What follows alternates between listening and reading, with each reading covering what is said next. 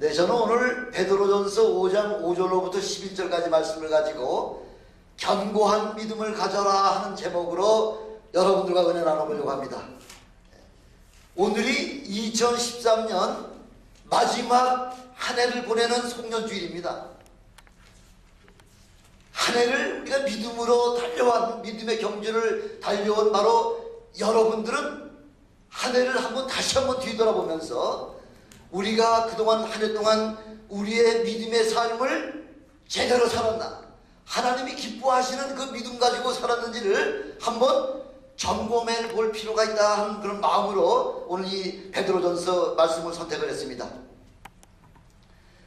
우리가 신앙생활을 하면서도 혹시라도 나는 아니라고 주장하지만은 남들이 보기에는 나의 믿음의 그 자태가 혹시 교만하게 보이지는 아니었었나, 아니면은 매사에 주의 말씀에게, 주에게 우리의 모든 삶을 맡기며 산다고 이렇게 이야기하면서도 혹시라도 내 뜻과 내 의지대로 그렇게 살아가지는 않았었나 하는 것을 한번 우리가 말씀을 통해서 뒤돌아볼 필요가 있다는 거죠. 또 아니면은 나의 신앙의 모습을 통해서 그리스도의 향기가 아니라 썩어져가는 구습에서 벗어나지 못한 그런 냄새나는 그런 삶을 혹시나 살지 아니했는지를 우리 오늘 말씀을 통해서 한번 점검해보는 그런 시간을 갖도록 하겠습니다.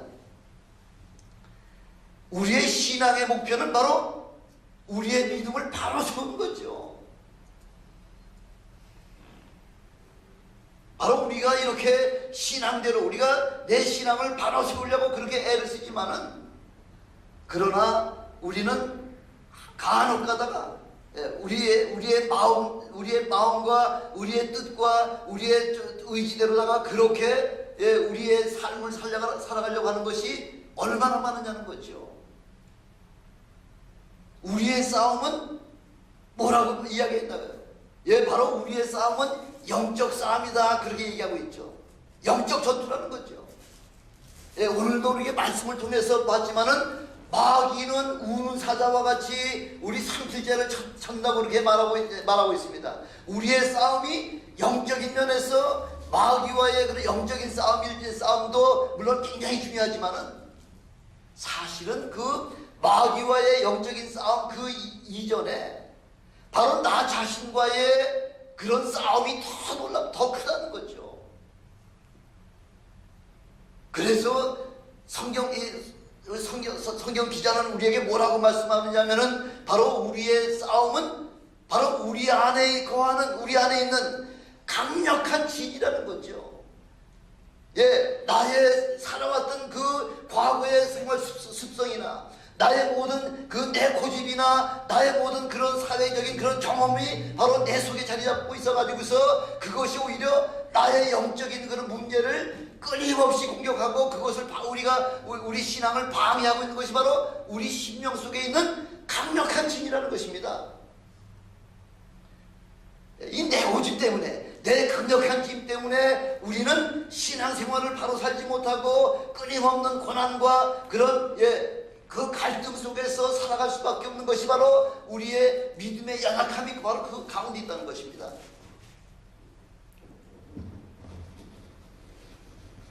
그래서 우리 엄선호 권사님께서 늘 그 암기하시는 그 야고보서 3장에 어떤 말씀이 있습니까? 우리 지체 가운데 가장 적은 지체, 바로 이 혀의 권세 때문에 엄청난 그 사람을 죽이기도 하고 사람을 살리기도 하는 그런 엄청난 그런 문제가 바로 우리의 바로 작은 혀 속에 바로 있듯이, 바로 우리 심령 속에 바로 우리 강력한 진이, 바로 나의 과거의 그 습성과 나의 모든 그런 경력과 나의 모든 그런 그 관심이, 바로 내 그 삶이 바로 우리의 신앙을 방해하고 있다는 것이죠. 그래서 뭐가 필요하다는 얘기예요? 내 문제, 나의 강력한 신앙을 방해하는 강력한 진, 바로 이것을 해결하려고 할 것 같으면 뭐가 필요하냐면 훈련이 필요하다는 거죠. 훈련 없이 전쟁터에 나가서 승리할 수가 있습니까? 저도 월남전에 참여도 해봤지만은 또 그 무장공비가 그 삼척 물진에 했을 때에 제가 그 지휘관들 말을 들어보니까 총은 적을 향해서 총구가 겨눠져야 되는데 무서우니까 머리를 땅바닥에 숙이고 총구는 하늘을 향해서 막 뭐 사정없이 방아쇠만 당겼다는 거죠. 방아쇠 당긴다고 적이 죽습니까? 아무리 훈련을 한다고 하더라도 우리가 정신을 차리고 훈련을 통해서만이 바로 비로소 적을 물리칠 수가 있고 우리의 영적인 대적자인 마귀의 문제를 해결할 수가 있고 우리를 끊임없이 괴롭히는 나의 자아와 싸워서 승리할 수가 있다는 것이 바로 훈련에 바로 그 모든 그 초점이 있다는 것이죠. 그래서 우리가 오늘 본문의 그 제목과 같이 견고한 믿음을 가지기 위해서는 첫 번째는 철저하게 뭐라고 지금 5절에 보니까 철저하게 낮아지라는 거죠. 5절 한번 보세요. 5절에 보니까 뭐라고 지금 기록이 되어 있냐면 뭐라고 되어 있죠? 서로 겸손으로 허리를 동이라. 하나님이 교만한 자를 대적하되 겸손한 자들에게는 은혜를 더 주신다 이렇게 말씀하시면서요. 그러면서 우리가 하나님 앞에 믿음으로 살려고 할 것 같으면은 철저하게 교만을 버리라는 거죠. 낮아지라는 거죠. 낮아지는 것보다 더 우리의 신앙을 돈독하게 하는 것이 없다는 거죠. 제일 중요한 것이 바로 우리 신앙을 억누르고 우리 신앙을 방해하는 제일 큰 적이 뭐냐면 바로 우리의 교만이라는 거죠. 교만. 그래서 야고보서 4장 10절에 보니까 주 앞에서 어떻게 하라고요? 낮추라는 거죠. 그리하면 주께서 너희를 높이시리라 이렇게 말씀하고 있잖아요. 주 앞에서 낮추라는 거죠. 주 앞에서 낮추는 일이야말로 바로 하나님께서 여러분의 신앙과 여러분의 삶을 더 굳건하게 하고 더 강하게 만들어주는 바로 핵심이 바로 낮아지는 것이라는 거죠. 이것이 바로 하나님께서 우리의 신앙을 성장시키는 가장 중요한 방법이라는 것입니다.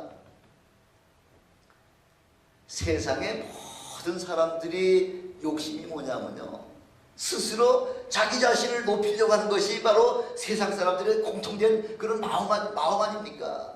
그게 바로 무슨 마음이에요? 그게 어떤 마음이에요? 자기 스스로를 높이려고 하는 그 마음이 어떤 마음이냐는 거죠. 바로 사단의 마음이잖아요. 사단은 하나님 앞에 엄청난 직분과 엄청난 그런 축복을 받으면서 하나님을 섬기라고 지음을 받은 그 천사장이 루시퍼가 많은 영광을 돌리다 보니까 자기 착각에 빠져서 자기 자신을 하나님과 같이 지극히 높은 성산에 올라가서 하나님과 비기려고 했던 것, 이게 바로 교만이라는 거죠. 그래서 교만이라고 하는 것은 우리 모든 신앙생활 가운데 가장 아주 저주스러운 적이 바로 교만이라는 거죠. 우리가 낮아질 때에 낮아지는 것으로 다 끝나는 것이 아니라 우리가 낮아지면은 우리를 높여주시는 분이 바로 하나님이시라는 거죠. 주님이 높여주셔야지만 진정한 높음이에요. 아무리 내가 잘났다고 그렇게 자기 자신을 과시한다고 한들 누가 여러분들을 높여주겠냐는 거죠. 하나님이 높여주시는 여러분이 되시기를 주님의 이름으로 축원합니다. 우리 주님께서는 매사에 그 제자들에게 말씀하실 때에 세상 사람들의 방법과는 역설적인, 바로 패러독스라는 패러독스, 역설적인 그런 말씀을 통하여 우리의 신앙을 변화시키려고 하는 것이 바로 우리 주님의 바로 우리 훈련 방법이라는 것입니다. 세상적인 방법하고는 아주 180도 다른 바로 그런 방법이 예수님께서 우리를 높여주시고자 하는 바로 그 핵심이라는 거죠. 아니, 세상 사람들은 고사하고요, 예수님의 12 제자들 가운데서도 지금 예수님께서 내가 예루살렘에 내려가서 대제사장들과 장로들에게 고난을 받고 십자가에 죽어야 하리라 그러면서 지금 예루살렘을 향해서 내려가는 그 노중에서도 지금 제자들이 싸우는 거 아니에요? 뭐 어떤 싸움이에요? 서로 누가 높으냐는 거죠. 내가 너보다 높다는 거죠. 내가 너보다 우선이라는 거죠. 이게 바로 인간들의 본질이라는 거죠.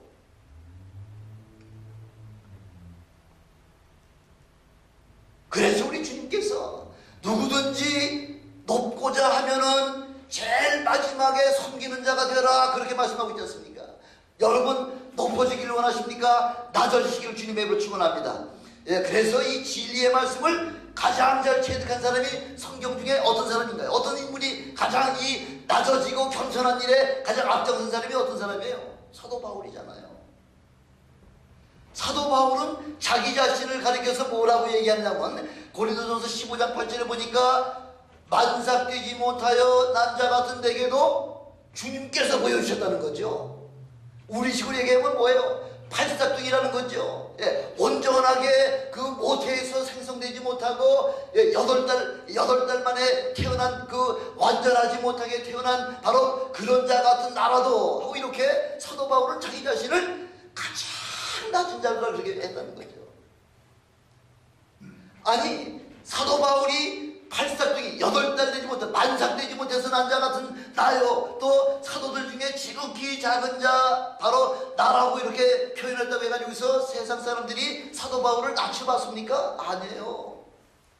낮추어지면 본인이 낮추면 낮출수록 하나님께서 여러분들을 가장 높은 자리에 올려주시는 그 믿음의 반열에 참여하시는 여러분 되시기를 다시 한번 주님의 이름으로 축원합니다.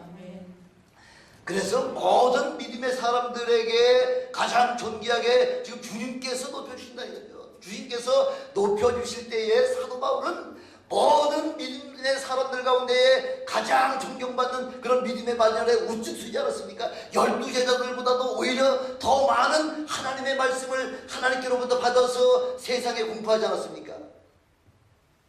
그래서 베드로전서 5장 5절에도 보니까 하나님이 교만한 자를 대적하시되 겸손한 자들에게는 은혜를 더해 주신다고 이렇게 말씀하고 있지 않습니까?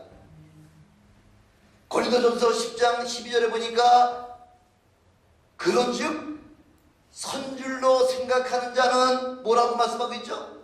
넘어질까 조심하라는 거죠. 경고하고 계신 거죠. 여러분 가운데 나 정도만 되면 이제 믿음이 됐다 이렇게 자신만만한 분 계십니까? 아니에요. 아무리 그렇게 사도 바울같이 위대한 하나님의 종이라고 하더라도 나는 부족하기가 짝이 없다는 거죠. 내 자신을 날마다 내 자신을 내가 자고할까봐, 내가 혹시라도 교만할까봐 우리 하나님께서는 육신의 가시로다가 사도 바울을 쳐서 그래서 날마다 낮아지는, 날마다 죽는 훈련을 사도 바울이 그렇게 훈련을 통해서 하나님 앞에 놀랍게 쓰여지게 됐다는 거죠. 우리 구사모님도 계시지만은 양로원에 가면은 인생의 제일 마지막 관문이 양로원이잖아요. 그 양로원에 가면은 별의별 사람들, 세상에서 젊었을 때 한자리 하고 이러던 분들 굉장히 많죠. 예, 목회자도 계시고요, 선교사님도 계시고요, 예, 대학 교수도 계시고요, 예, 박사도 계시고요, 뭐 별의별 사람들 다 지고 와가지고서 그 마지막 과정을 보면은 이건 어린아이와 같을 정도로다가 참으로 그렇게 아주 가장 낮은 자리까지 가서 어느 분이 공부를 많이 했고 어떤 사람이 부산에서 2번째로 부자였던 사람도 지금은 그런 와가지고서 아주 보기가 안타까울 정도로다가 박정희 대통령의 그 바로 사돈이 될 뻔한 바로 그런 분인데도 불구하고 연약하고 나이 들어서 양로원에 오니까 5살, 6살 아이들만 갖지 못한다는 거죠.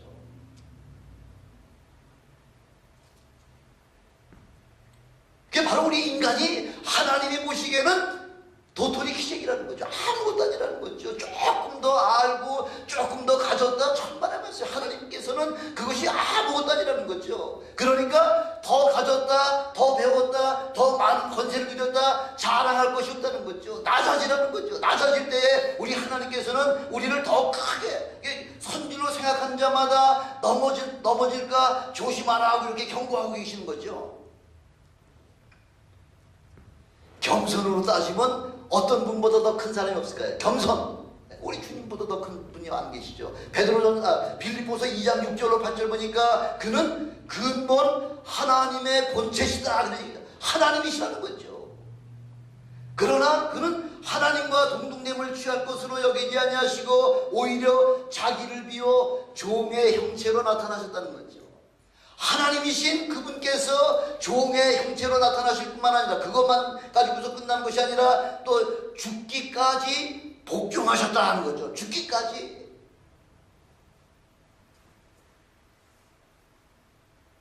낮아지려면 이렇게 예수님께서 하나님이신 그분께서 종의 모양으로 인간을 오신 것까지도 부족해서 저 십자가에 죽기까지 하나님의 말씀에 순종하는 그런 복종의 사람, 순종의 사람, 그런 믿음의 사람이 되시기를 주님의 이름으로 축원합니다. 이럴 때에 우리 하나님께서 그분을 얼마나 높여주셨나요? 얼마나 높여주셨어요?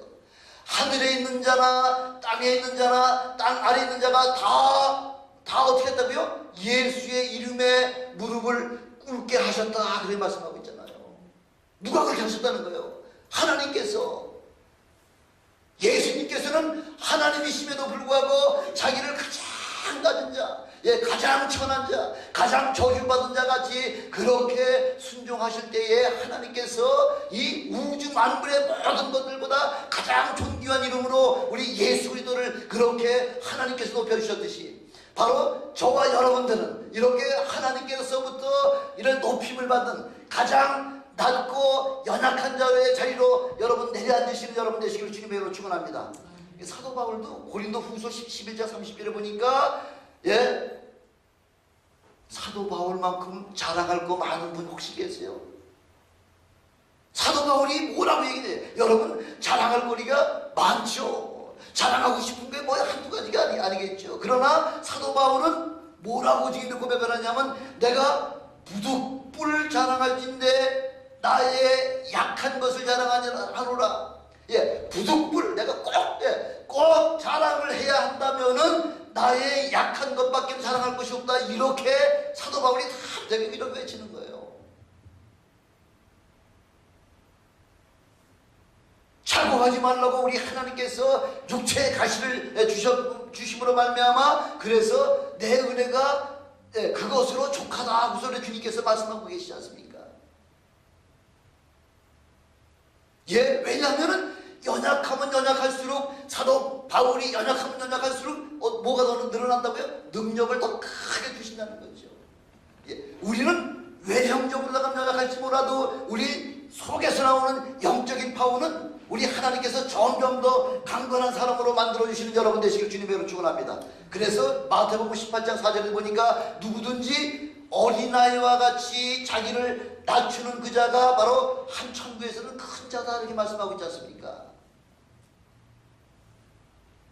예수님 당시에 어떤 사람이 가장 존경을 받았나요?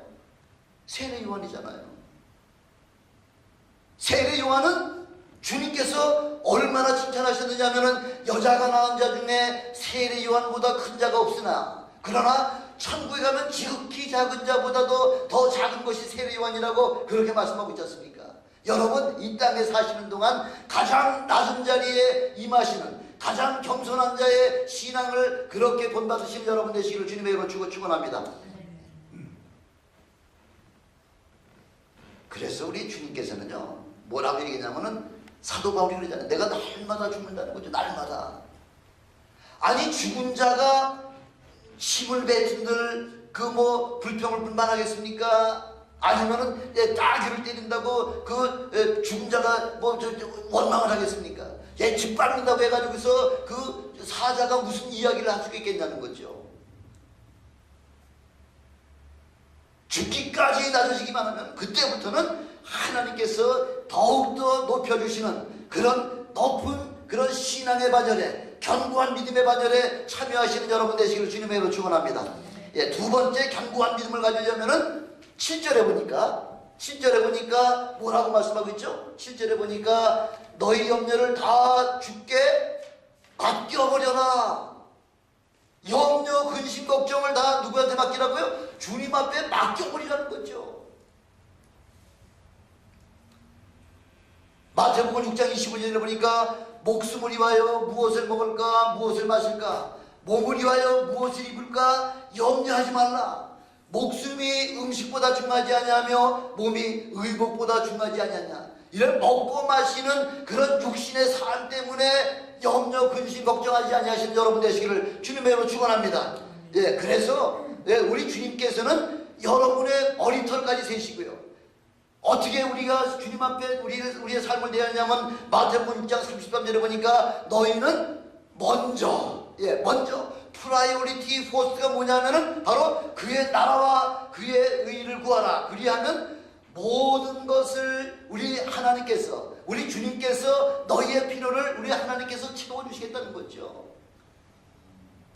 영혼이 잘됨 같이 범사가 잘되게 하실 뿐만 아니라 육신도 강건케 하시는 것이 바로 우리 하나님의 아버지의 바로 그 사역이라는 거죠. 어떤 사람들은 그렇죠. 아니 예수 믿으면 밥이 나오냐 돈이 나오냐 뭐 하고서 옷이 나오냐 하고서 이렇게 예수를 전도하면 그렇게 예수를 핍박하는 사람도 있지 않습니까? 그분은 영적인 문제를 몰라서 그랬죠. 바로 하나님을 아는 것이 뭐라래요? 지혜의 근본이다 말씀하고 있죠. 사람이 지혜롭기만 되면 시편 기자가 뭐라고 얘기해요? 금은보다도 뭘 구하라고 말씀하고 있죠? 지혜를 구하라는 거죠. 지혜를 구하면은 이 세상을 얻는 것과 마찬가지라고 이렇게 말씀하고 있지 않습니까? 바로 이 지혜는 하나님의 세상을 창조하신 바로 그 근원이 바로 지혜에서부터 하나님 창조하시고요. 바로 세상을 지으신 분이 바로 예수 그리스도이기 때문에 예수 그리스도 앞에 나오기만 하라는 거죠. 만물이 그로 말미암아 지은 바 되었을 때 지은 것이 하나도 그가 없이는 예수가 없이는 된 것이 없다. 우리 우주 만물을 전부 다가 다 예수 그리스도께서 창조하셨기 때문에 우리는 그 안에 들어오기만 하면 그러면 주께서 주시는 그 놀라운 지혜로 말미암아 능치 못할 일이 없다. 우리에게 분명하게 말씀하고 있지 않습니까? 우리는 종종 우리의 삶 전체를 다 주님 앞에 맡겼다고 말로다가 놨죠. 말로다가는 내가 주님 앞에 다 맡겼어.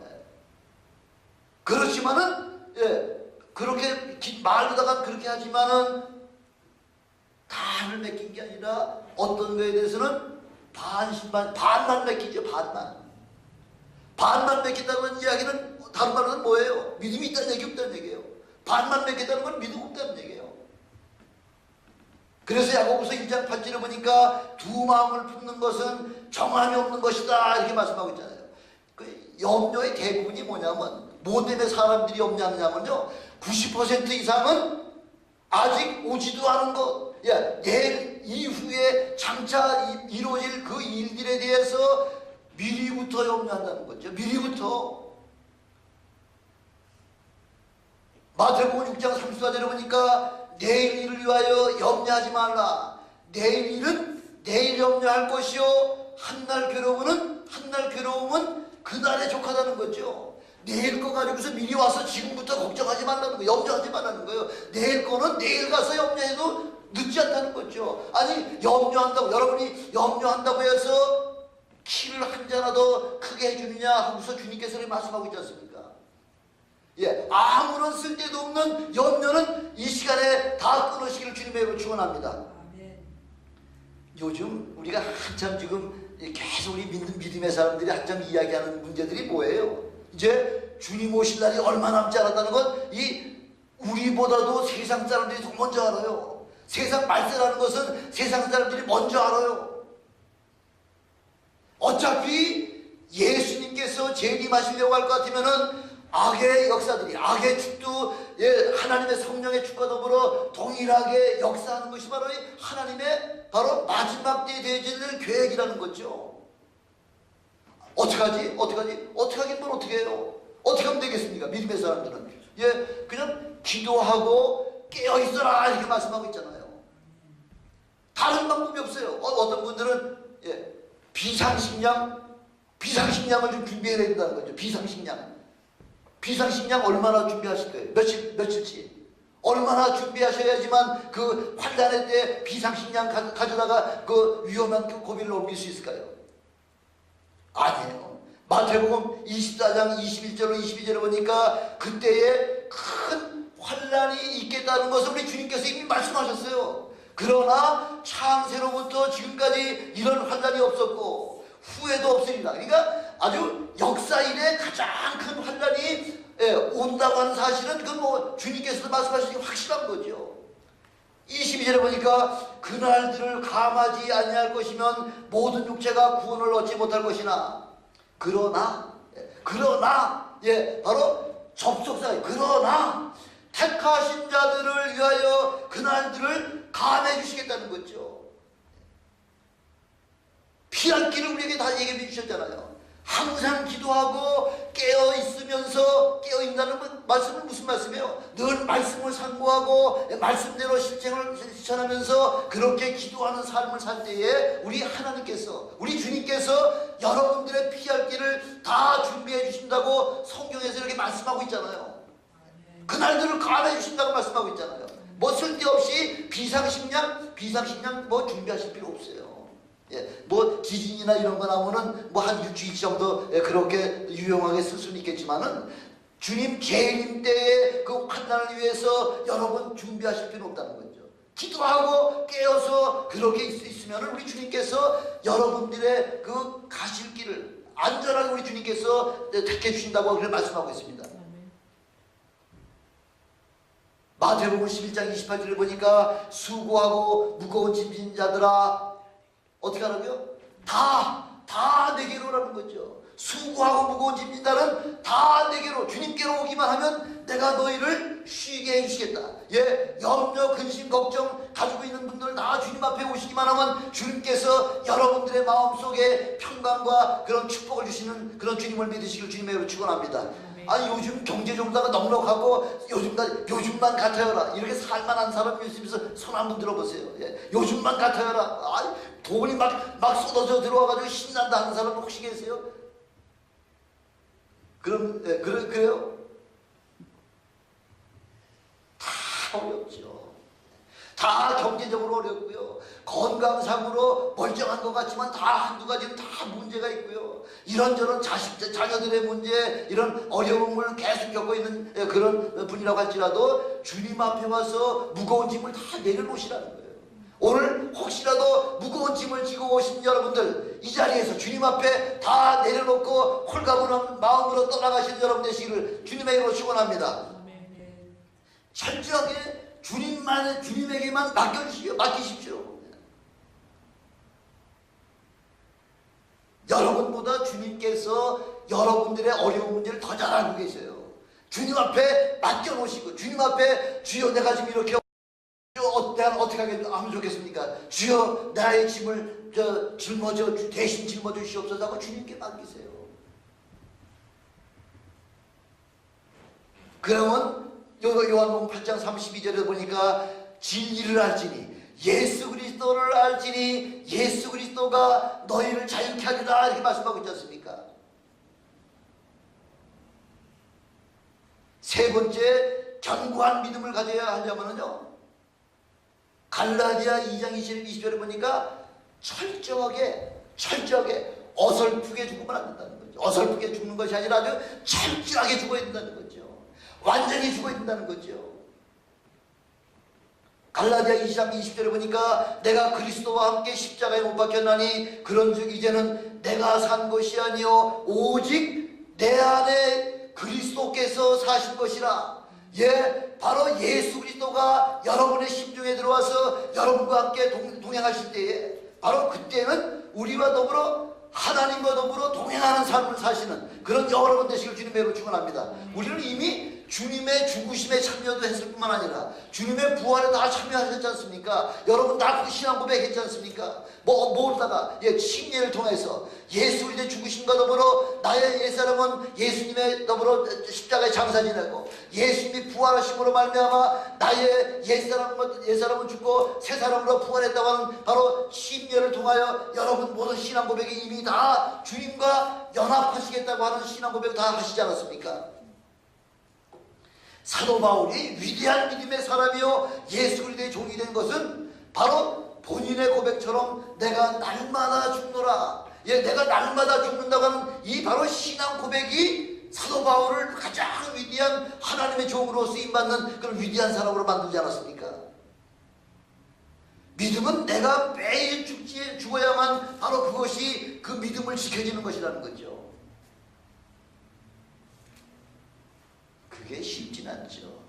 여러분 자존심 하나만 탁 건드리면요, 그렇죠?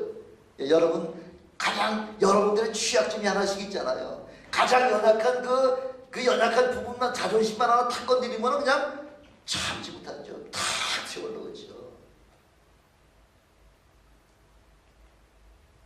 직분, 사회적인 지위, 부나 경력이나 학벌이나 이런 거 모든 거 생각하면은 그런 거 생각하면 죽을 수가 없죠.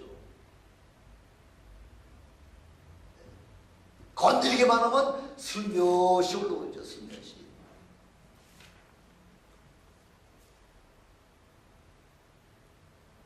내 생각, 나의 모든 것을 믿음 안에서 죽이는 연습을 하시는 여러분 되시길 주님의 축원합니다.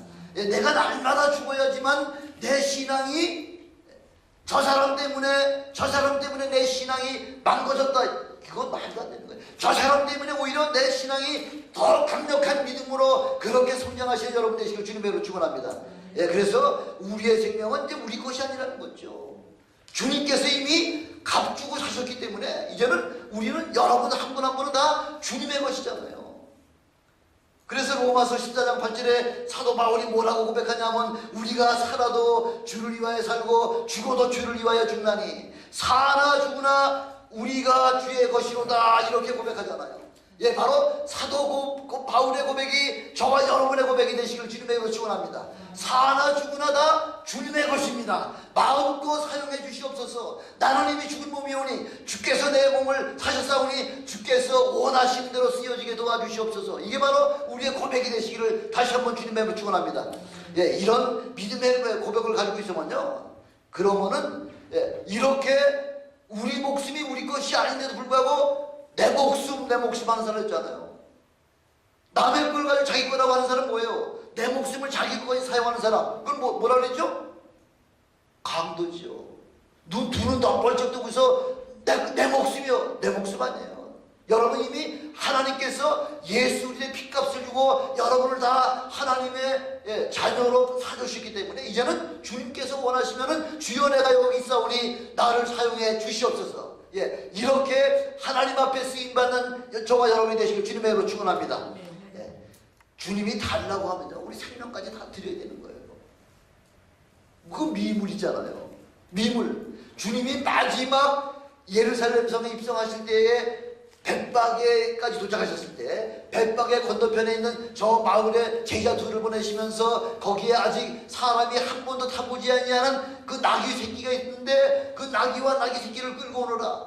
만약 주인이 무엇 하려고 푸느냐 그래 물어보거든. 주가 쓰시겠다. 주가 쓰시겠다. 그 미물 말 못하는 그 나귀 새끼도요, 하나님이 필요하실 때, 예수님이 필요하실 때에 예수님 앞에 쓰임받을 것을 하물며 하나님의 은혜로 말미암아, 주님의 은혜로 말미암아, 피값으로 말미암아 거저 값없이 은혜받은 구원받은 저와 여러분이 주님께서 여러분 쓰시겠다고 하실 것 같으면 주여 내가 여기 있사오니 나를 사용해 주시옵소서. 이런 고백이 바로 저와 여러분의 고백이 되시기를 다시 한번 주님의 이름으로 축원합니다. 이렇게 여러분들 귀하게 쓰임받지 않냐면요, 그러고는 아니 세상에 가끔가다 보면 왜 그 테러들 나타나잖아요. 2002년도에도 보면 전 뉴욕에서 무슬림들이 해가지고서 그 월드 트레이드 센터 그 빌딩을 2개 치지 않았습니까? 요즘도 보면 이런 작은 한 10살 먹은 아이들, 이 처녀 아이들이 배에다가 폭탄을 갖다 배에다 가지고서 그냥 적진에다가 막 군부대든 경찰서든 막 뛰어들어가서 자살 폭탄 테러를 해가지고서 그 멸망받을 수밖에 없는 자기 신을 위해서라도 이렇게 그 자살 테러를 갖다 자행하는데 하물며 영원한 천국을 소망으로 받은 저와 여러분에게서 우리 하나님께서 여러분 쓰시겠다고 하는데, 여러분 안 됩니다. 난 아직 해야 될 일이 있습니다 하고서 여러분 하나님의 그 죄를 거절하시겠습니까? 아니, 2013년 지금 오늘이 이제 마지막 주일이고요. 이제 2, 3일만 있으면은 이 금년 한 해가 다 지금 왜 지나가는데, 여러분 우리의 자존심이나 우리의 권위나 우리의 명예를 다 땅에다 내려놓으시고, 우리 주님이 가장 낮아질 때에 우리 하나님께서 여러분을 부르시면, 내가 여기 있사오니 나를 보내주시옵소서. 그 이사야 선지자가 저 선지자를 보내야 될 텐데 누가 갈고 할 때에 내가 여기 있사오니 나를 보내주소서 하는 그런 신앙의 고백이 바로 저와 여러분을 통해서 나타나시기를 주님의 이름으로 축원합니다. 이렇게 바로 우리가 죽어야지만, 우리가 더 낮아지고요, 우리가 더 주님 앞에 우리의 모든 삶을 맡길 때에 비로소 그때부터 우리 하나님께서 저와 여러분에게 놀랍게 일하기 시작한다는 거죠. 내년에는 2014년도에는 우리 모두가 주님 앞에 거룩하게 놀라운 그런 사역에 참여할 수 있는 우리 모두가 되시기를 주님의 이름으로 축원합니다. 기도하시겠습니다.